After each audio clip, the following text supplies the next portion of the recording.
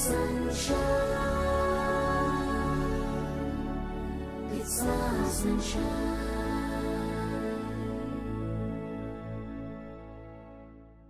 నమస్కారం అండి. నా పేరు భారతి.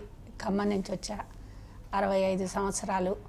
నేను 7-8 సంవత్సరాల నుంచి బాధపడుతున్నా. 3 సంవత్సరాల నుంచి విపరీతంగా బాధ అయింది. ఇక్కడ మన ఎన్ఎంబీసీ ఆఫీసులో మా అల్లుడు గారు పనిచేస్తారు. వాళ్ళ ఆఫీసులో వాళ్ళు చేయించుకున్నారు, బాగున్నారు అని అన్నారు.